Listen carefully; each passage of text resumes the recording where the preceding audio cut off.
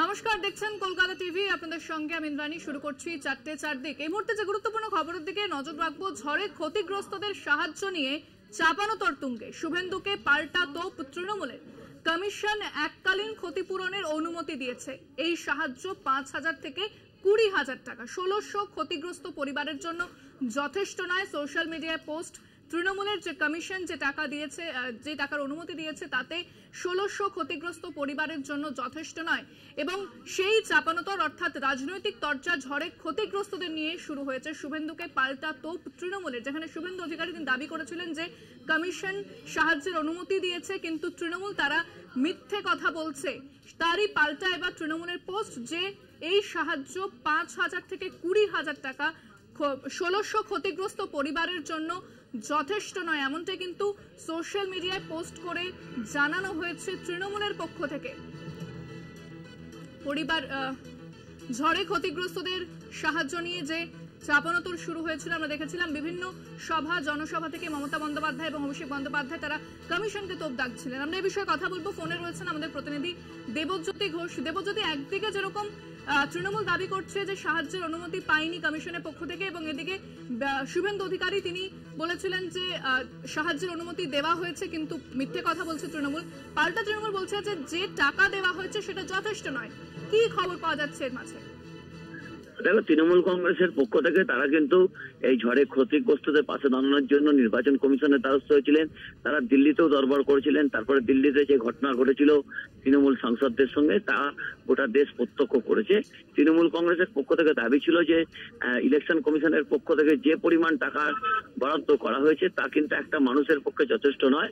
এবং তৃণমূল নেত্রী মমতা বন্দ্যোপাধ্যায় তিনি কিন্তু জলপাইগুড়িতে যে ঘোষণা করেন যে ইলেকশন কমিশন কোনো শাস্তি দিলে দেবেন, তিনি সমস্ত যারা ক্ষতিগ্রস্ত তাদের সকলকে বাড়ি করার জন্য বলেছেন এবং 1,20,000 টাকা করে প্রাথমিকভাবে দেওয়া হবে, বাকি কিস্তির টাকা পরে দেওয়া হবে বলে মমতা বন্দ্যোপাধ্যায় ঘোষণা করেছেন। যদিও শুভেন্দু অধিকারী বলেছেন যে 8ই এপ্রিল এর পারমিশন দেওয়া হয়েছিল। অর্থাৎ দেখো, ঘূর্ণিঝড়ে ক্ষতিগ্রস্তদের তখন কিন্তু প্রায় 10 দিন অতিক্রান্ত হয়েছে এবং যে পরিমাণ টাকা ক্ষতিগ্রস্তদের দেওয়ার কথা ইলেকশন কমিশনের পক্ষ থেকে দেওয়া হয়েছে তা কিন্তু যথেষ্ট নয়।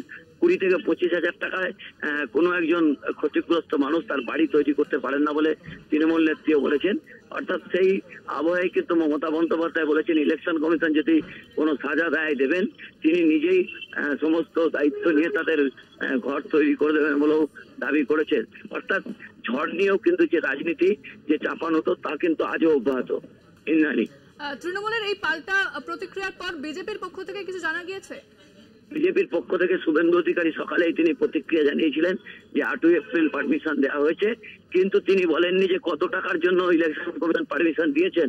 এবং তৃণমূল কংগ্রেসের পক্ষ থেকে পোস্ট করে যেটা জানানো হয়েছে যে পরিমাণ টাকা বরাদ্দ করা হয়েছে ইলেকশন কমিশনের পক্ষ থেকে তা কিন্তু নামমাত্র, কেউ চাল তৈরি করে থাকতে পারবেন না ওই টাকায়। সেই জায়গা দিয়ে মমতা বন্দ্যোপাধ্যায়ের এই বার্তা অত্যন্ত গুরুত্বপূর্ণ। ধন্যবাদ দেবজ্যোতি। কথা বললাম আমাদের বিশেষ প্রতিনিধি দেবজ্যোতি ঘোষের সঙ্গে। অর্থাৎ সাহায্য নিয়ে, ঝড়ে ক্ষতিগ্রস্তদের সাহায্য নিয়ে যে চাপানোতর সেটা কিন্তু তুঙ্গে, এবং শুভেন্দুকে পাল্টা তোপ তৃণমূলের। কমিশন এককালীন ক্ষতিপূরণের অনুমতি দিয়েছে।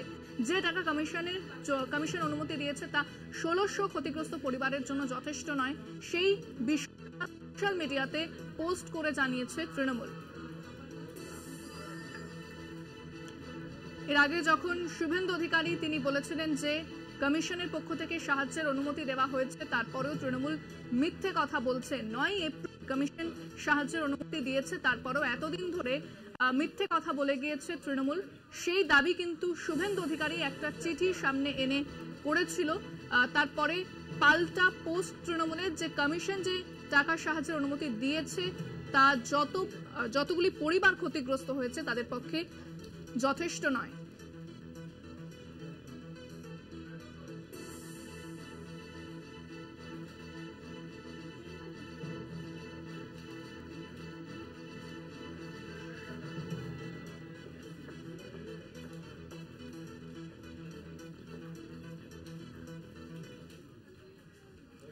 সময় একটা বিরতি, ফিরছি বিরতির পর, সঙ্গে থাকুন।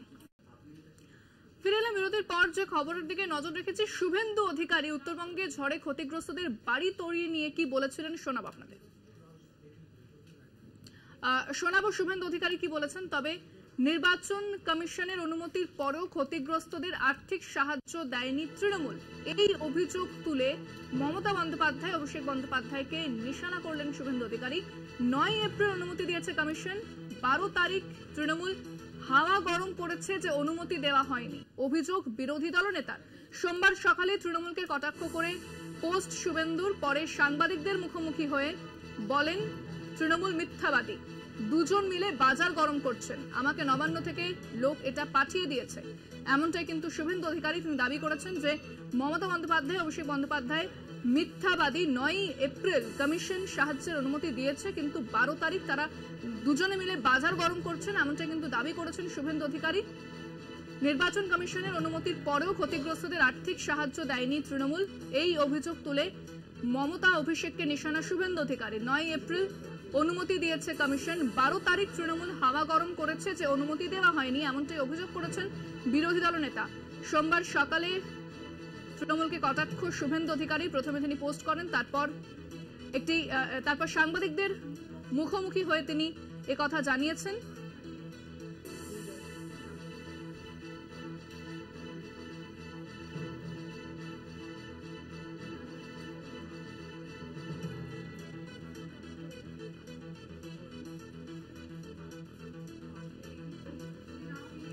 কি বলেছিলেন শুভেন্দু অধিকারী, শোনাব আপনাদের।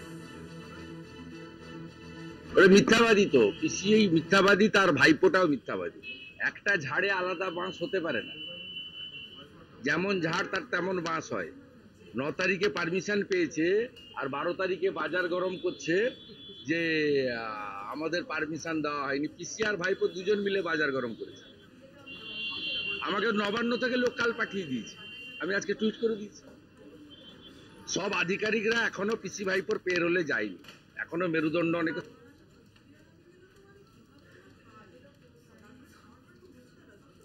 ভোটের আগে ফের কড়া পদক্ষেপ কমিশনের, আরও এক আইপিএসকে অপসারণের নির্দেশ। ডিআইজি মুর্শিদাবাদ মুকেশকে সরালো নির্বাচন কমিশন, তাকে ভোটের কাজে না রাখার নির্দেশ। মুখ্য সচিবকে চিঠি নির্বাচন কমিশনের, তাকে ভোটের কাজে না রাখার নির্দেশ কমিশনের। ভোটের আগে ফের কড়া পদক্ষেপ কমিশনের, আরও এক আইপিএসকে অপসারণের নির্দেশ। ডিআইজি মুর্শিদাবাদ মুকেশকে সরালো নির্বাচন কমিশন, তাকে ভোটের কাজে না রাখার নির্দেশ। মুখ্য সচিবকে চিঠি নির্বাচন কমিশনের। এর আগে রাজীব কুমারকে সরানোর নির্দেশ দিয়েছিল নির্বাচন কমিশন, এরপরে তার পরিবর্তে কাদের রাখা যাবে সেই নামও চেয়ে পাঠানো হয়েছিল নির্বাচন কমিশনের পক্ষ থেকে। মুখ্য সচিবকে এবারও চিঠি নির্বাচন কমিশনের, ভোটের আগে কড়া পদক্ষেপ কমিশনের। আরও এক আইপিএসকে অপসারণের নির্দেশ। ডিআইজি মুর্শিদাবাদ মুকেশকে সরালো নির্বাচন কমিশন, তাকে ভোটের কাজে না রাখার নির্দেশ। মুখ্য সচিবকে চিঠি নির্বাচন কমিশনের।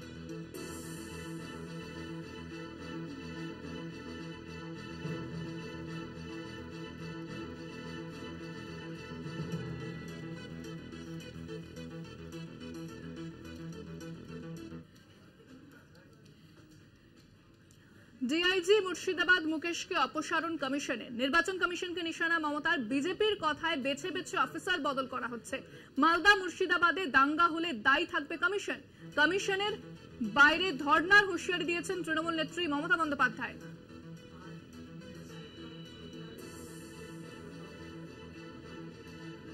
ডিআইজি মুর্শিদাবাদ মুকেশকে অপসারণ নিয়ে সরব মুখ্যমন্ত্রী মমতা বন্দ্যোপাধ্যায়, কমিশনের দফতরের বাইরে ধর্নার হুঁশিয়ারি তৃণমূল নেত্রী।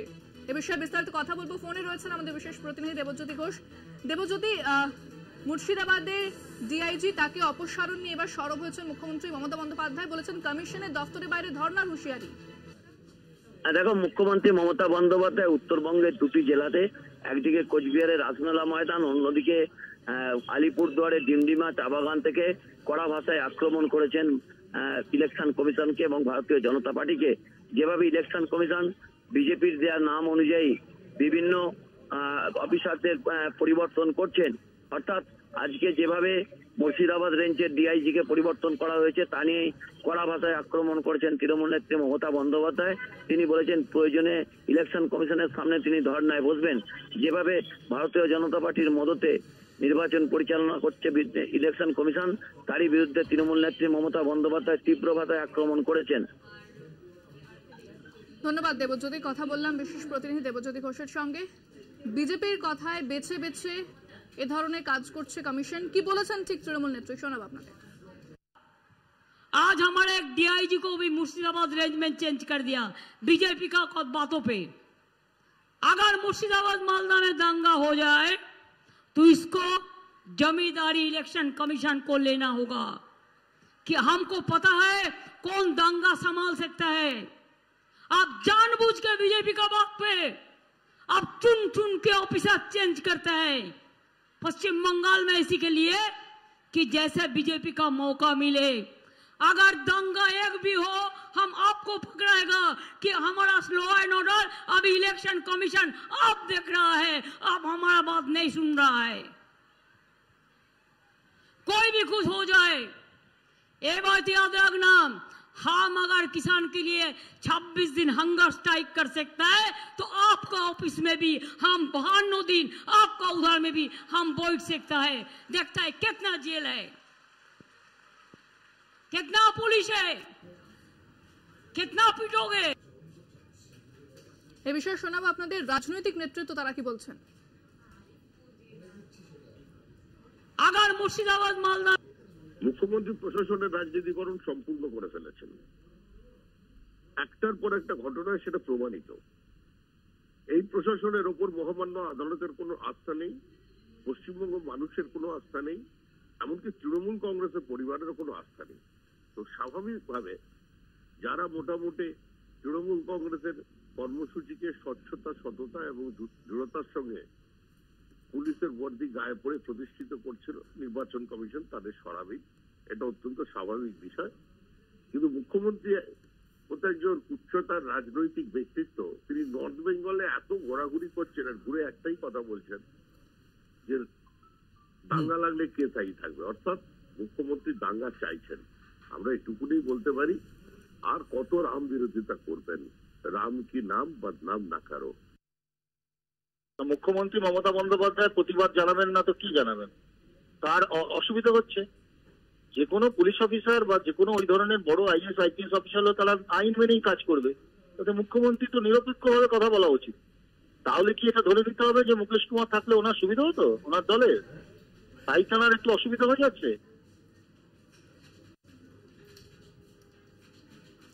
অপসারিত আইপিএস মুকেশকে নিশানা অধীরের। ভোট বানচালের চেষ্টা করছিলেন মুকেশ, পুলিশের পোশাকে অপরাধী উনি, পরিকল্পনা করে দাঙ্গা বাঁধানোর চেষ্টা করছিলেন মুকেশ। তৃণমূলের কৃতদাস অপসারিত ডিআইজি, কড়া ভাষায় আক্রমণ অধীর চৌধুরী। এ বিষয়ে বিস্তারিত কথা বলবো, ফোনে রয়েছেন প্রতিনিধি কল্যাণ চন্দ্র। কল্যাণ, অপসারিত আইপিএস মুকেশ মুর্শিদাবাদের ডিআইজি, এবং এই বিষয়টা নিয়ে রাজনৈতিক চর্চা শুরু হয়েছে। একদিকে যেরকম কমিশনকে নিশানা করেছেন মুখ্যমন্ত্রী, অন্যদিকে অধীর চৌধুরী তিনি বলছেন যে তিনি তৃণমূলের হয়ে কাজ করতেন। কি জানা যাচ্ছে বিষয়? দেখো ইন্দ্রাণী, সেটা হচ্ছে এই শ্রী মুকেশ বর্তমানে ডিআইজি মুর্শিদাবাদ, এবং আজকে মুকেশকে নির্বাচনী প্রক্রিয়ার বাইরে রাখার নির্দেশ দিয়েছে নির্বাচন কমিশন। আর এই ঘটনাতেই কিন্তু অধীর চৌধুরী তীব্র ক্ষোভ দেখিয়েছেন, কারণ অধীর চৌধুরীর বক্তব্য যে ডিআইজি মুকেশ তৃণমূলের দালালি করছে, তৃণমূলের এই সঙ্গে আপোষ করে নির্বাচন যাতে বানচাল হয় সেই চেষ্টা করছে মুকেশ, এবং দাঙ্গা লাগানোর চেষ্টা করছে। সর্বোপরি সে একজন অফিসার, ক্রিমিনাল অফিসার, পুলিশের পোশাক পরে এরকম ভাবেই মুকেশকে তোপ দিয়ে গেছেন অধীর চৌধুরী। এখন বিষয় হচ্ছে অধীর চৌধুরী হঠাৎ এই ধরনের তোপ রাখলেন কেন, হঠাৎ এই ধরনের তোপ দেখাচ্ছেন কেন? কারণ হচ্ছে যে গত 19-এর যে লোকসভা, সেই লোকসভায় কিন্তু মুর্শিদাবাদ জেলার এসপি ছিলেন মুকেশ কুমার। সেই সময় অধীর চৌধুরী বারবার তিনি জানিয়েছিলেন, বারবার তিনি অভিযোগ করেছিলেন যে পুলিশ ভোটে সন্ত্রাস করতে চাইছে, পুলিশ ভোটে মদত দিতে চাইছে, তৃণমূলকে বেশি মাইলেজ দিতে চাইছে, এই অভিযোগ করেছিলেন অধীর চৌধুরী। ফের সেই মুকেশ এখন ডিআইজি রেঞ্জ মুর্শিদাবাদ, যার ফলে কয়েকদিন ধরেই অধীর চৌধুরী অভিযোগ করছিলেন যে শ্রী মুকেশ বিভিন্ন আইসিকে মুর্শিদাবাদে নিয়ে এসেছেন তাকে হারানোর জন্য, এবং তাদের যে সমস্ত কংগ্রেস কর্মী সমস্ত করেছেন তাদের যেমন আগেও ধরে গ্রেপ্তার করেছিলেন বিভিন্ন কেস দিয়ে, তেমনি নতুন করে এবার তার লোকসভায়, বিশেষ করে বহরমপুর লোকসভায় তাকে হারানোর জন্য, তাকে পরাস্ত করার জন্য এইভাবে মুকেশকে পাঠানো হয়েছে। এবং মুকেশ পুলিশ সাজাচ্ছে, পুলিশকে কোথায় কোন আইসিকে রাখতে হবে, কোন পুলিশকে কোথায় রাখতে হবে, এবং সবচেয়ে বড় কথা মুকেশের নেতৃত্বেই দাঙ্গা হচ্ছে, ভোট বানচাল করতে চাইছে শ্রী মুকেশ, এরকমটাই অভিযোগ অধীর চৌধুরীর। যদিও তৃণমূলের দাবি যে অধীর চৌধুরী ভয় পেয়েছেন, কারণ ইউসুফ পাঠান যে তৃণমূল প্রার্থী, তিনি যেমন হেভিওয়েট প্রার্থী, পাশাপাশি বিজেপির ডক্টর নির্মল শাহ, যার ফলে ত্রিমুখী লড়াই। অধীর চৌধুরী যেভাবে গত দুটো পরপর বিধানসভায়, প্রথম বিধানসভায় লোকসভায় ইন্দ্রনীল সেনকে যেখানে 3.5 লক্ষ ভোটে হারিয়েছিলেন, কিন্তু 19-এর ভোটে 70 থেকে 78,000 ভোটে জয়ী হয়েছিলেন অধীর চৌধুরী। যার ফলে এবার বিশেষ করে মুর্শিদাবাদের অধীর চৌধুরীর যে বহরমপুর লোকসভা, সেখানে 7টা বিধানসভার মধ্যে 7টাই বিধানসভায় তৃণমূলে গিয়ে, পাশাপাশি পৌরসভাগুলো তৃণমূলের, পঞ্চায়েত তৃণমূলের, জেলা পরিষদ তৃণমূলের, যার ফলে অধীর চৌধুরী এবার অনেকটাই ব্যাকফুটে, সেরকমই দাবি করছে তৃণমূল। যার ফলে তিনি চাইছেন বিভিন্ন প্রশাসনকে, বিভিন্ন তাই জন্যই কি করলেন তিনি, আমরা জানি চলতি সপ্তাহে নির্বাচন রয়েছে, তাই ব্যাকফুটে যেটা মনে করা হচ্ছে রাজনৈতিক মহলের পক্ষ থেকে, তাই বলে কি তিনি এই মুহূর্তে মানে এই সময় থেকে বেছে নিয়েছেন এই ধরনের কথা বলার? কল্যাণ শোনা যাচ্ছে? হ্যাঁ ইন্দ্রাণী, শুনতে পাচ্ছি। তৃণমূলের বক্তব্য এরকমই যে অধীর চৌধুরী বিভিন্ন ভাবে প্রশাসনকে, পুলিশকে চাপে রাখতে চাইছে, যাতে পুলিশ প্রশাসন উল্টো দিকে অর্থাৎ তার হয়ে কাজ করে, বা তৃণমূলের যেভাবে কাজ করার অভিযোগ করছেন অধীর চৌধুরী সেটা যেন না করে। কারণ হচ্ছে পুলিশ প্রশাসন কাজ করে, পাশাপাশি কেন্দ্রীয় বাহিনী থাকবে, সর্বোপরি নির্বাচন কমিশন থাকবে। সুতরাং নির্বাচন কমিশন যখন ভোট প্রক্রিয়া চালানো হচ্ছে, তখন পুলিশ প্রশাসন ছোট জগন্নাথই বলা যেতে পারে। কারণ হচ্ছে পুলিশ প্রশাসনকে এভাবে চাপে রাখলে তার কর্মী সমর্থকরা অনুপ্রাণিত হবে, অক্সিজেন পাবে, ভোকাল টনিক এভাবেই দিচ্ছেন অধীর চৌধুরী বলে দাবি করছে তৃণমূল। ধন্যবাদ কল্যাণ। কথা বললাম প্রতিনিধি কল্যাণ চন্দ্রের সঙ্গে। এ বিষয়ে কি বলেছেন কংগ্রেস নেতা অধীর চৌধুরী, শোনাব আপনাদের। এই নিরপেক্ষ নির্বাচনকে বানচাল করবার যারা চেষ্টা করছে, তাদের মধ্যে নাম্বার 1 পুলিশের ড্রেসে একজন ক্রিমিনাল, তার নাম মুকেশ কুমার। কথাটা শুনতে খারাপ লাগতে পারে, পুলিশের ড্রেসে বলেছি, মানসিকভাবে তিনি একজন ক্রিমিনাল মানসিকতার অফিসার। তিনি আইপিএস, নিশ্চয় শিক্ষিত, আইএস হতে পারে, নিশ্চয় শিক্ষিত, কিন্তু পুলিশের ড্রেসে তিনি যেটা করেছেন সেটা একদম ক্রাইম। এখানে আজ বলে নয়, এই বহরমপুর, মুর্শিদাবাদের বহু যুবককে মিথ্যা কেসে, মাদক পাচার কেসে বছরের পর বছর জেল খাটিয়েছেন এই মুকেশ কুমার। এই মুর্শিদাবাদ জেলা যে যত গরু পাচার, যত বালি পাচার, সব টাকা খেয়েছে এই মুকেশ কুমার। এই মুকেশ কুমারের তৃণমূল দলের হচ্ছে আগমার্কা দালাল, আগমার্কা কৃতদাস মুকেশ কুমার। এবং এই মুর্শিদাবাদের নির্বাচনের আগে ভয়ঙ্কর খেলা খেলছিল, বিশেষ করে আমার লোকসভা কেন্দ্র বহরমপুরের ভয়ঙ্কর খেলা খেলছে এই মুকেশ কুমার। দাঙ্গা লাগানোর চেষ্টা করছে, হ্যাঁ, পরিকল্পিতভাবে দাঙ্গা লাগানোর চেষ্টা করছে।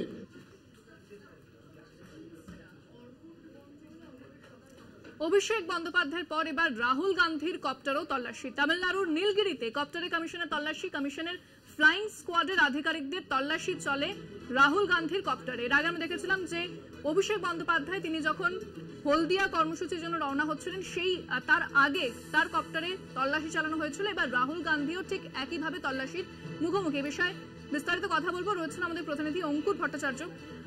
অঙ্কুর, আমরা দেখেছিলাম যে অভিষেক বন্দ্যোপাধ্যায় তিনি যখন ভোটের কাজে বেরোচ্ছিলেন, তার আগে তার কপ্টারে তল্লাশি, এবার রাহুল গান্ধীর কপ্টারও তল্লাশি চালানো হলো। ঠিক কোন ইঙ্গিতটা দেওয়া হচ্ছে এখান থেকে?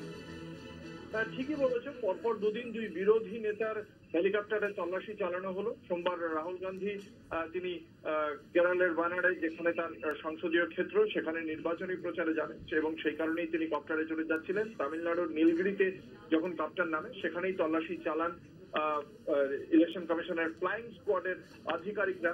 এক্ষেত্রে অভিষেক বন্দ্যোপাধ্যায়ের ক্ষেত্রে আয়কর দপ্তরের একটা তল্লাশি অভিযান চলেছিল, এক্ষেত্রে নির্বাচন কমিশনের ফ্লাইং স্কোয়াডের পক্ষ থেকে এই তল্লাশি অভিযান চালানো হয়েছে।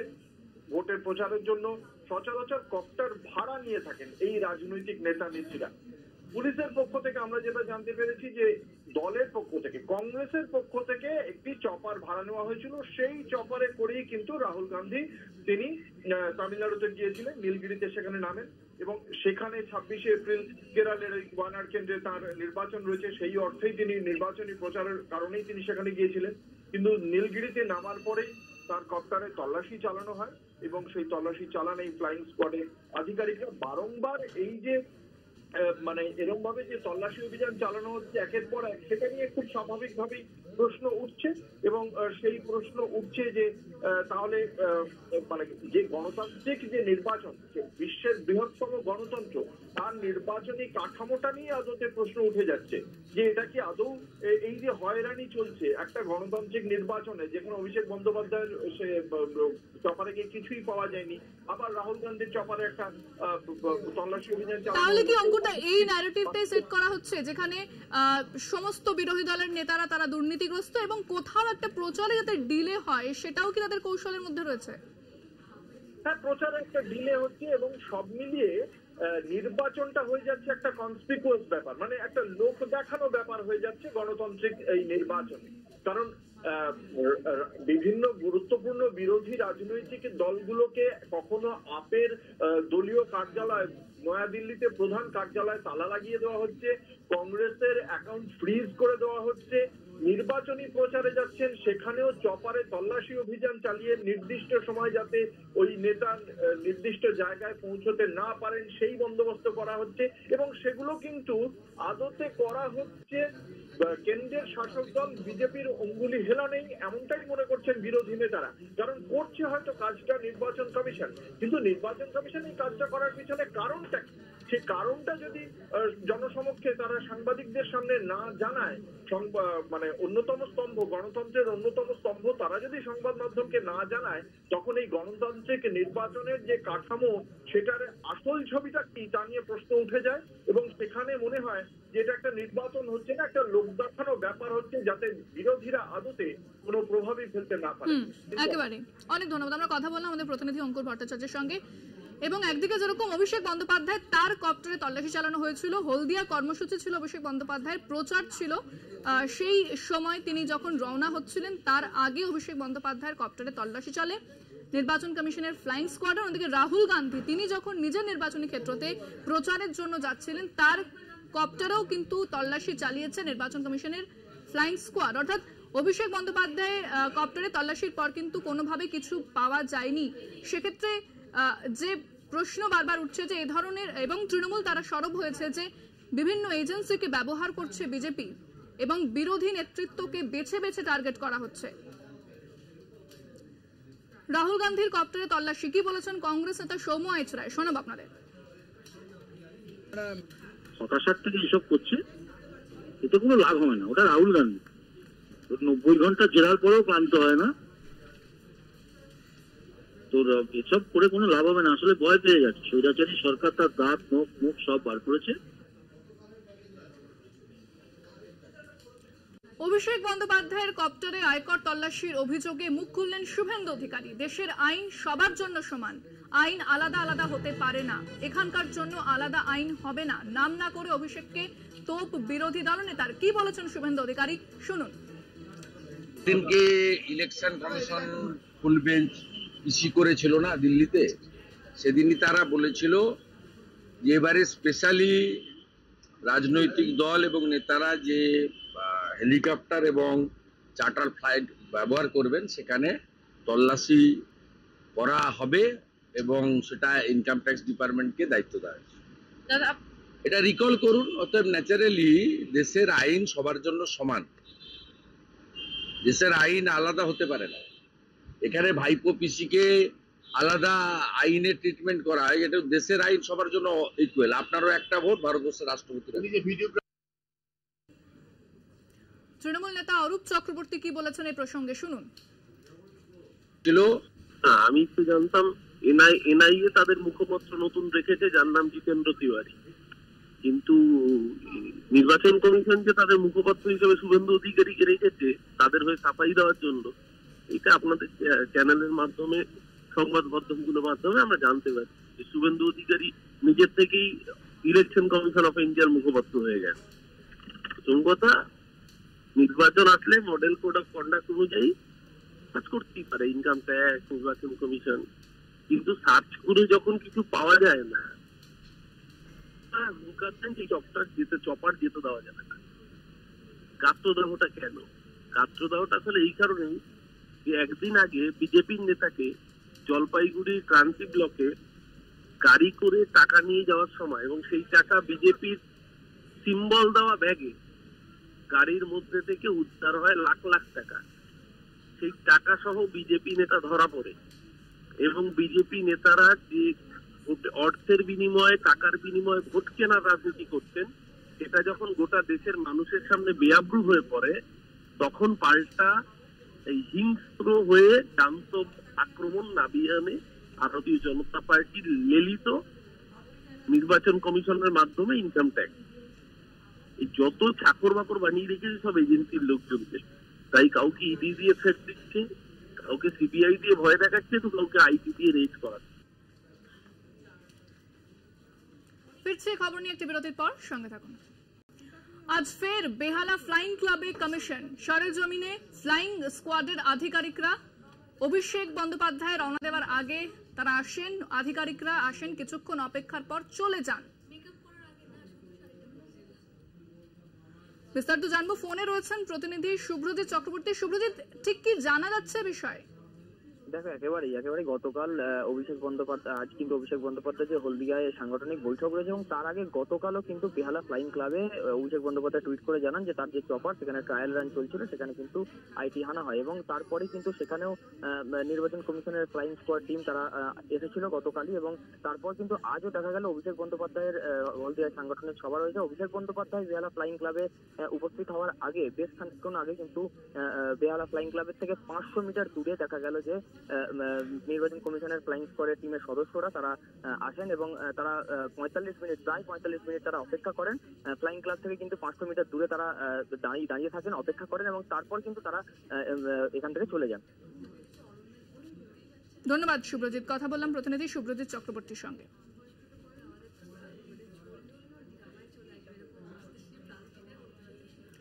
কপ্টার বিতর্কে মমতার নিশানায় বিজেপি। অভিষেকের কপ্টারে আয়কর তল্লাশি, সরব হন মুখ্যমন্ত্রী মমতা বন্দ্যোপাধ্যায়। অভিষেকের কপ্টারে নাকি সোনা টাকা রাখা আছে, এটা আমরা করি না, ওরা করে। ওরা বিমানে সোনা টাকা আনে, ওদের চ্যালেঞ্জ করার সাহস আছে পুলিশের, এমনটাই কিন্তু বলেছেন মুখ্যমন্ত্রী মমতা বন্দ্যোপাধ্যায়। কি বলেছেন মুখ্যমন্ত্রী, শোনাব আপনাদের। অভিষেকের কালকে একটা মিটিং এ যাওয়ার কথা ছিল, হেলিপ্যাডে চলে গিয়ে ইনকাম ট্যাক্স বাবুরা হেলিপ্যাডে নাকি হেলিকপ্টারে নাকি সোনার টাকা নিয়ে আসছে। আমরা করি না, ওটা বিজেপিরা করে। তার কারণ ওরা বিএসএফ এর এতে আসে, ওরা সিআইএসএফ এর এতে আনে, এরা প্লেনে আনে। কোনোদিন কোনো পুলিশের সাহস হয়েছে তাদের গিয়ে চ্যালেঞ্জ করার?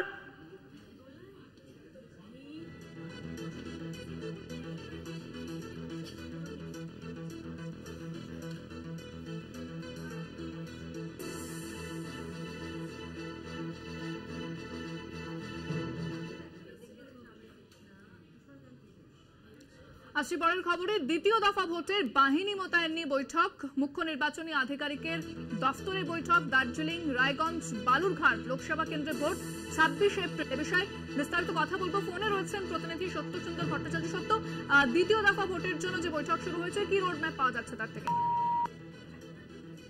দফার যে ভোট রয়েছে তাতে 3টি কেন্দ্রে দার্জিলিং, বালুরঘাট এবং রায়গঞ্জ এই 3টি লোকসভা আসনে নির্বাচন হবে। তার যে কেন্দ্রীয় বাহিনী মোতায়েনের যে চূড়ান্ত রূপরেখা সেটা ইতিমধ্যেই কিন্তু মুখ্য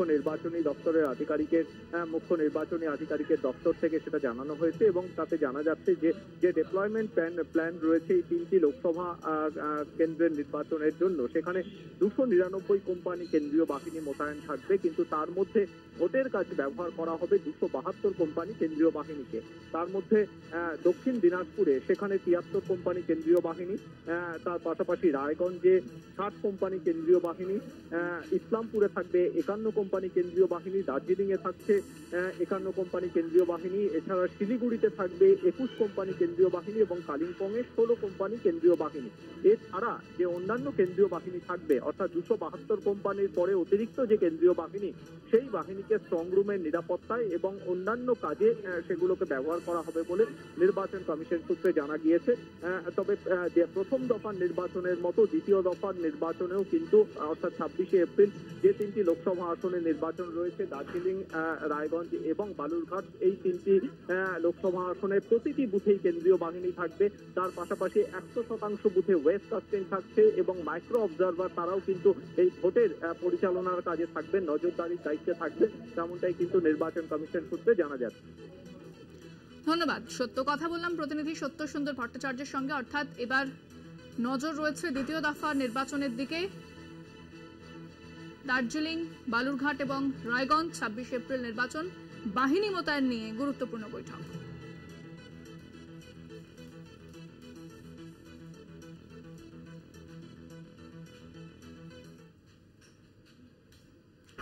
শর্ত সাপেক্ষে রামনবমীর মিছিল করতে নির্দেশ দিল কলকাতা হাইকোর্ট। 200-র বেশি লোক নিয়ে মিছিল নয়, নিশ্চিত করতে হবে বিশ্ব হিন্দু পরিষদকে, প্রয়োজনে লিফলেট বিলি করতে হবে বিশ্ব হিন্দু পরিষদকে, এমনটাই কিন্তু নির্দেশ। এবং 200 জনের বেশি লোক থাকলে দায় থাকবে সংগঠনের, বললেন বিচারপতি জয় সেনগুপ্ত। অর্থাৎ শর্ত সাপেক্ষ রামনবমীর মিছিলে অনুমতি দিয়েছে কলকাতা হাইকোর্ট যে 200 জনের বেশি লোক মিছিলে থাকবে না এবং সেই বিষয়টি নিশ্চিত করতে হবে বিশ্ব হিন্দু পরিষদকে, প্রয়োজনে লিফলেট বিলি করতে হবে এবং কোনোভাবে ডিজে ব্যবহার করা যাবে না, অস্ত্র নিয়ে মিছিল করা যাবে না, এই সমস্ত বিষয় কিন্তু নির্দেশ দেওয়া হয়েছে হাইকোর্টের পক্ষ থেকে। অতিরিক্ত গাড়ি ব্যবহারেরও অনুমতি দেওয়া হয়নি এবং 200 জনের বেশি লোক থাকবে না সেই বিষয়টা কিন্তু নিশ্চিত করতে হবে বিশ্ব হিন্দু পরিষদকে এবং যদি কোনো অপ্রীতিকর ঘটনা ঘটে তাই এবং যদি 200 জনের বেশি লোক হয় সেই দায়ও কিন্তু থাকবে সংগঠনের, এমনটাই বলেছে কলকাতা হাইকোর্ট।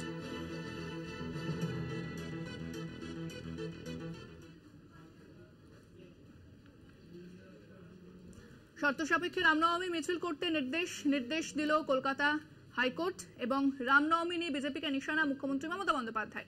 17 এপ্রিল মানুষের সম্মানের দিন, ঐক্যের দিন, কেউ প্ররোচনায় পা দেবেন না। ওরা দাঙ্গা করে, এনআইএ ঢুকিয়ে দিতে চায় যাতে ভোটটা না করা যায়, যাতে ভোটে ওরা ছাপ্পা মারতে পারে। কোচবিহারের সভা থেকে আক্রমণ করেছেন মুখ্যমন্ত্রী মমতা বন্দ্যোপাধ্যায়। কি বলেছেন তিনি, শোনাব আপনাকে। এখানকার যিনি প্রার্থী তিনি বোয়া কলমে একজন বড় গুন্ডা সর্দার, সুতরাং মানে আমাদের সর্দারজি না, গুন্ডাদের মাফিয়াদার। সর্দার কথাটা আমি উইথড্র করলাম, গুন্ডার মাফিয়াদার। তিনি কিন্তু আবার আগুন লাগাবেন, তিনি কিন্তু আবার ওই গুলি চালিয়ে দেবে আগের বার শীতলকুচির মতো, তিনি কিন্তু আবার আপনাদের বিপদে ফেলবে। আমি সংখ্যালঘু ভাই বোনদের বলবো, যদি দেখেন স্লোগান দিচ্ছে 17 তারিখ, ওটা ওদের দাঙ্গা করার দিন, আমি মনে করি ওটা মানুষের সম্মানের দিন হোক, ঐক্যের দিন হোক। গালাগালি দিলেও মাথা ঠান্ডা করে আল্লাহর নামে প্রে করবেন, ওদের বিদায় চাইবেন, কিন্তু কেউ কোনো প্ররোচনায় পা দেবেন না। আমাদের শান্তি রক্ষা করতে হবে। ওরা চায় দাঙ্গা করে এনআইএ ঢুকিয়ে দিয়ে ভোটটা যাতে না হয় আর ভোটটা যাতে ওরা ছাপ্পা মেরে দেয়। এ বিষয়ে কি বলেছেন রাজ্য বিজেপি মুখপাত্র শ্রমিক ভট্টাচার্য এবং কংগ্রেস নেতা সৌম্য আইচরায়, শোনাব আপনাদের। রাজনীতিকরণ সম্পূর্ণ করে ফেলেছেন, একটার পর একটা ঘটনা সেটা প্রমাণিত। এই প্রশাসনের ওপর মহামান্য আদালতের কোনো আস্থা নেই, পশ্চিমবঙ্গ মানুষের কোনো আস্থা নেই, এমনকি তৃণমূল কংগ্রেসের পরিবারেরও কোনো আস্থা নেই। তো স্বাভাবিকভাবে যারা মোটামুটি তৃণমূল কংগ্রেসের কর্মসূচিকে স্বচ্ছতা, সততা এবং দৃঢ়তার সঙ্গে পুলিশের বর্দি গায়ে পড়ে প্রতিষ্ঠিত করছিল, নির্বাচন কমিশন তাদের সরাবেই, এটা অত্যন্ত স্বাভাবিক বিষয়। কিন্তু মুখ্যমন্ত্রী একজন উচ্চতার রাজনৈতিক ব্যক্তিত্ব, তিনি নর্থ বেঙ্গলে এত ঘোরাঘুরি করছেন আর ঘুরে একটাই কথা বলছেন যে দাঙ্গা লাগলে কে তাই থাকবে, অর্থাৎ মুখ্যমন্ত্রী দাঙ্গা চাইছেন। আমরা এটুকুনি বলতে পারি, আর কত রাম বিরোধিতা করবেন, রাম কি নাম বদনাম না কারো। সেটা মুখ্যমন্ত্রী কেন আশঙ্কা প্রকাশ করছেন তিনি তাহলে সেটা পরিষ্কার করে বলুন। এই আশঙ্কা প্রকাশ করে তো লাভ নেই, তিনি নির্বাচন কমিশনকে জানান, তিনি প্রকাশ্যে বলুন কোথায় দাঙ্গা লাগাতে চাইছেন, কে লাগাতে চাইছেন, কেন লাগাতে চাইছেন। দাঙ্গাকারীদের প্রশ্রয়দাতা যারা আছে তাদেরকে কোমরে দড়ি বেঁধে জেলে ঢুকিয়ে দিন, কিন্তু বাংলার মুখ্যমন্ত্রী, তার তো হাতে প্রশাসন আছে, পুলিশ আছে, তিনি সেই কাজটা করুন। শুধু মাইকের সামনে এসে কথা বলে তো লাভ হবে না।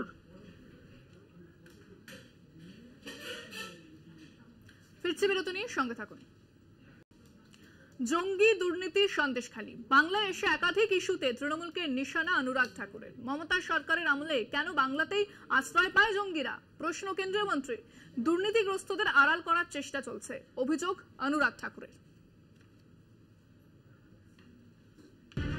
বেঙ্গালুরুর রামেশ্বরম বিস্ফোরণ কাণ্ডে বাংলা যোগ, বিরোধীদের কাঠগড়ায় রাজ্যের শাসক দল। একের পর এক তৃণমূলকে নিশানা করেছে বিজেপি থেকে কংগ্রেস। মমতা সরকারের আমলে জঙ্গিরা কেন বাংলায় আশ্রয় পায়, বাংলায় এসে তৃণমূলকে তোপ কেন্দ্রীয় মন্ত্রী অনুরাগ ঠাকুরের। कैसे ममता बनर्जी जी की सरकार में पश्चिम बंगाल उन लोगों के जो उपद्रवी हैं, आतंकवादी घटनाओं में शामिल हैं, ऐसे लोगों को शरण क्यों मिलती है। ভোটের মুখে বিজেপির হাতিয়ার সন্দেশখালী, মা বোনদের বিচার দিতে আসরে নেমেছে বিজেপি। রবিবারই বাংলায় এসে সন্দেশখালীর মহিলাদের ন্যায় দেওয়ার আশ্বাস দেন প্রতিরক্ষা মন্ত্রী রাজনাথ সিং। এবার কেন্দ্রীয় মন্ত্রী অনুরাগ ঠাকুরের মুখেও সন্দেশখালী প্রসঙ্গ। সোমবার দার্জিলিং লোকসভা কেন্দ্রের বিজেপি প্রার্থী রাজু বিস্তার হয়ে প্রচারে আসেন অনুরাগ ঠাকুর। সেখান থেকেই তৃণমূলকে কাঠগড়ায় তোলেন অনুরাগ। দুর্নীতি ইস্যুতেও অনুরাগের নিশানায় ঘাসফুল শিবির। দুর্নীতিগ্রস্তদের আড়াল করার অভিযোগ তুলে তৃণমূলকে আক্রমণ কেন্দ্রীয় মন্ত্রীর। जो राष्ट्र विरोधी ताकतें हैं, जो महिलाओं के प्रति अत्याचार भी करते हैं, जो भ्रष्टाचार भी करते हैं, इन सबको संरक्षण कहीं पर मिलता है तो ममता बनर्जी जी की नाक तले पश्चिम बंगाल में मिलता है। আসল বাস্তবটা হচ্ছে যে পশ্চিমবঙ্গের পুলিশ এই সন্ত্রাসবাদী কিংবা যার বিরুদ্ধে অভিযোগ তাদেরকে অ্যারেস্ট করেছে। কে করেছে? পশ্চিমবঙ্গের পুলিশ করেছে। আপনি বলুন তো, বাংলার ফান্ডস, বাংলার প্রাপ্য টাকাটা কেন বন্ধ করা হয়েছে? কেন বন্ধ করা হয়েছে? জবাব দিন তো দেখুন। এদিকে এনআইএর হাতে উঠে এসেছে নয়া তথ্য। দীঘায় আস্তানার খোঁজ কিভাবে পেল দুই জঙ্গি? গুগল ম্যাপিং এর মাধ্যমে ডেরা চিহ্নিত করেছিল তারা। দীঘা থেকেই বিহারে যাওয়ার ছক কষেছিল জঙ্গিরা। প্রাথমিক তদন্তে উঠে এসেছে এমনই তথ্য। শিলিগুড়ি থেকে রীনা কুমারের রিপোর্ট, কলকাতা টিভি। আবারও বেলাগাম দিলীপ ঘোষ। একের পর এক বিস্ফোরক মন্তব্যে বিতর্ক তুঙ্গে উঠলেও দিলীপ আছেন দিলীপেই। সোমবার প্রাতঃভ্রমণে বেরিয়ে আবারও বিতর্কিত মন্তব্য করেন দিলীপ ঘোষ। তিনি কটাক্ষ করেন এবং বলেন যে লোক জড়ো করতে হলে তৃণমূলকে নাচতে হয়। বর্ধমান দুর্গাপুরে তৃণমূল প্রার্থীও নাচেন, কিন্তু বিজেপি যেখানেই যায় সেখানে এমনি লোক জড়ো হয়ে যায়। এদিন বর্ধমানের সদরঘাটে প্রাতঃভ্রমণ শেষে প্রতিপক্ষ কীর্তি আজাদকেও নিশানা করেন দিলীপ। বলেন যত দিন যাচ্ছে তত ফিকে হয়ে যাচ্ছে কীর্তি আজাদ। কি বলেছেন দিলীপ ঘোষ, শুনুন। দেখুন, ওদের লোকজনকে ডাকতে গেলে নাচানাচি করতে হচ্ছে। মুখ্যমন্ত্রীও নাচেন, এখানকার ক্যান্ডিডেটও নাচানাচি করে লোক জমা করার, ম্যাজিক করার, আর যেমন করে না রাস্তার ধারে নাচ গান নাটক করে ম্যাজিক করে লোক জমা করে, ওদের তাই করতে হচ্ছে। আর আমাদের দেখলেই লোক রাস্তায় চলে আসে, এই পার্থক্য। আমি তো প্রচারই করিনি কোথাও, আমি তো লোকের সঙ্গে দেখা করছি। এখানে কি প্রচার করছি নাকি? ক্রিকেট খেলতে এসেছি, তাতে লোক এসে যাচ্ছে। ওরা টাকা পয়সা দিয়ে রোড শো করছে, ঘোড়া ভাড়া করছে, আমাদের তাও করতে হয়নি। কিন্তু রোড শো আপনাদের হবে, যখন হবে তখন দেখতে পাবেন। ওরা করেনি কাকে, যখন ক্লান্ত হয়ে যাবে তখন আমরা রাস্তায় নামবো। যত দিন যাচ্ছে কীর্তি তো ফিকে হয়ে যাচ্ছে, দেখা যাচ্ছে। রং কবে ছিল? চিরদিনই ফিকে। যে রিটায়ার্ড টায়ার্ড তার কাছ থেকে কি আশা করবেন? তো উনিও বুঝতে পারছেন যে এখানকার জনতা ওনাকে নিচ্ছে না, পার্টির লোকেরাই সঙ্গে বেরোচ্ছে না। ওরা ওদের ব্যাপারটা দেখে নেবে। আমরা আছি মানুষের সঙ্গে, মানুষ মোদির সঙ্গে আছে, সেটাই দিনকে দিন পরিষ্কার হয়ে যাচ্ছে। উনি আগে বর্ধমানটা জিতুন, তারপর মুখ্যমন্ত্রী প্রধানমন্ত্রী হবেন। 4 তারিখ অবধি লাফালাফি করুন, যতক্ষণ না ভোট গণনা হচ্ছে ততক্ষণ কীর্তি আজাদ জিতবেন। ভোট গণনা শেষ হলে বিজেপি জিতবে। দিলীপ ঘোষকে পাল্টা দিয়েছেন তৃণমূল মুখপাত্র অরূপ চক্রবর্তী। কি বলেছেন তিনি, শুনুন। সত্যি সত্যি গন্ডগোল হয়ে যাচ্ছে, এত বড় দিলীপদা। মুশকিল হচ্ছে দিলীপদাকে শুভেন্দু অধিকারী এমন নাচিয়েছে যে সোজা মেদিনীপুর থেকে তুলে এনে বর্ধমান দুর্গাপুরে ফেলে দিয়েছে। এই তুর্কি নাচন দিলীপ ঘোষ আর ভুলতে পারছে না যে জেতা সিট, 5 বছর ধরে নার্সিং করা সিট, সেই সিট যদি এরকম ভাবে 1 লাখ ভোটে হারতে হয় পরের বছর এসে অন্য জায়গায় এসে, স্বাভাবিকভাবেই রাত প্রদাহ, মাথা খারাপ সবগুলোই স্বাভাবিক, কোনোটাই অস্বাভাবিক ঘটনা নয়। আমরা দিলীপ রায়কে বলবো গরম করেছে একটু ওআরএস খান, ডাবের জল খান, এই গরমে নইলে পেট গরম হলে মাথা ফাতাও গন্ডগোল, কাজ ঠিকঠাক কাজ করে না। দিলীপটাকে কেউ নাচাচ্ছে, সেটা 4 তারিখ যখন ভোটের ফল বেরোবে, এক তো বর্ধমান দুর্গাপুরের লোকেরা নাচাবে ভোটের ফলে ব্যালট বাক্সে, আর দিলীপটাকে নব্য বিজেপি, তৎকাল BJP, parachute BJP, Suvendu Adhikari নাচাচ্ছে। আসানসোলে কুলটিতে শুট আউট, অফিসে ঢুকে গুলি করে খুন, মৃতের নাম উমাশঙ্কর চৌহান। খবর পেয়ে ঘটনাস্থলে কুলটি থানার পুলিশ, কয়েক রাউন্ড গুলি চালানোর অভিযোগ রয়েছে দুষ্কৃতীদের বিরুদ্ধে। এ বিষয়ে বিস্তারিত কথা বলবো, ফোনে রয়েছেন প্রতিনিধি পবিত্র বন্দ্যোপাধ্যায়। পবিত্র, ঠিক কি জানা যাচ্ছে কি কারণে এই ধরনের ঘটনা? কি কারণে তাই খতিয়ে দেখছে আসানসোল দুর্গাপুর পুলিশ কমিশনারেটের কুলটি থানার পুলিশ।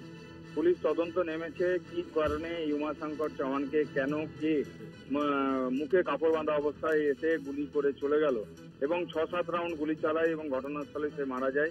তোমাকে বলে রাখি যে আজকে ভর দুপুরে, 3 দুপুরে, সকালবেলায় আসানসোলে যে কুলটি থানা তার চিনাকুড়ি অঞ্চলে তার নিজের অফিস, সে একটি আগে যেটুকু আমরা জানতে পারছি পুলিশ সূত্রে যে সে মানি লন্ডারিং এর ব্যবসা করতো। এবং তোমাকে বলে রাখি যে এই উমাশঙ্কর চৌহান কমিটিও খেলাতো, পাশাপাশি একটি মাইক্রো ফাইন্যান্স বলে একটি কোম্পানি সে করে, ফলে এই সম্প্রতি 1 বছর হতে চলেছে। এবং তোমাকে বলে রাখি এরপরেই তাদের মধ্যে কোনো বচসা তৈরি হয় বা কোনো এই অভিযোগ উঠে আসছে, এই দিকটাও খতিয়ে দেখছে আসানসোল কুলটি থানার পুলিশ। এবং যেটুকু আমরা জানতে পারছি যে অফিসের ভিতরেই তখন উমাশঙ্কর চৌহান ছিলেন এবং এই উমাশঙ্কর চৌহান ছিলেন তখনই ওই এলাকারই যা অফিসেই থাকা ওই এলাকারই আরো 2 জন মানে স্থানীয় তারা কর্মী ওই উমাশঙ্কর চৌহানের। এবং তখন তারা জিজ্ঞেস করে কি ব্যাপার কেন, তাদেরকে তখন তাই বলে যে আমরা টাকা দিতে এসেছি এবং তাদেরকে কোনো রকমে বোঝাতে গিয়ে তারপরে দেখে যে হঠাৎ ব্যাগ থেকে টাকার বদলে বন্দুক বার করে উমাশঙ্কর চৌহানের উপরে 6 রাউন্ড গুলি করে এবং ঘটনাস্থল থেকে পালিয়ে যায়। তারা দিশেহারা হয়ে যায়, দিকশূন্যহীন হয়ে পড়ে। তারপরে তারা তড়িঘড়ি স্থানীয় একটা হাসপাতালে নিয়ে যায় কুলটির, সেখানে তাকে অবস্থা খারাপ হওয়ায় জেলা হাসপাতালে নিয়ে যায় এবং সেখানে পুলিশ চিকিৎসক মৃত বলে ঘোষণা করে। ধন্যবাদ পবিত্র, কথা বললাম প্রতিনিধি পবিত্র বন্দ্যোপাধ্যায়ের সঙ্গে।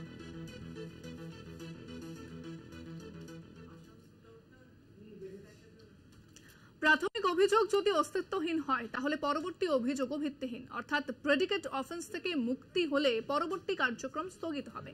এমনকি পিএমএলএ আইনের সম্পত্তি বাজেয়াপ্ত প্রক্রিয়া স্থগিত থাকবে, অভিমত দিল্লি হাইকোর্টের।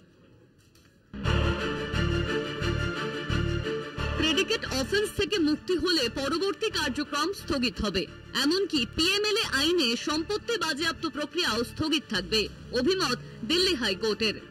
শুরুতে যে অভিযোগ আনা হয়েছিল সেই প্রাথমিক বিষয়বস্তু যদি না থাকে তাহলে পরবর্তী অভিযোগ বা তদন্ত প্রক্রিয়া প্রিভেনশন অফ মানি লন্ডারিং আইন সূত্রে চলতে পারে না, অভিমত বিচারপতি পুরুষেন্দ্র কুমার গৌরব ও বিচারপতি যশবন্ত বর্মার ডিভিশন বেঞ্চের। অভিযুক্ত জীবন কুমার সিডিউল অফেন্স বা প্রাথমিক অভিযোগ থেকে মুক্ত, ফলে যে সম্পত্তি সূত্রে ওই প্রাথমিক অভিযোগ ছিল তার ভিত্তিতে আর্থিক তছরূপ আইনে অন্যান্যদের বিরুদ্ধেও অভিযোগ আনা যায় না, অর্থাৎ ভিত সরিয়ে নিলে তার উপরে দাঁড়িয়ে থাকা পুরো কাঠামোটাই ভেঙে পড়ে। বিজয় মদনলাল চৌধুরী এবং পবন দিব্যার মামলা সূত্রে পিএমএলএ আইনের ধারা 2(1)(u) সহ 3 ধারা একসঙ্গে দেখলে এটাই প্রণীত হয় যে শিডিউলড অফেন্স সরে গেলে পরবর্তী তদন্ত প্রক্রিয়া ভিত্তিহীন হয়ে পড়ে, মন্তব্য ডিভিশন বেঞ্চের। কলকাতা টিভি। 4:04 এখন এই পর্যন্তই। দেখছেন কলকাতা টিভি, রাত 3:07।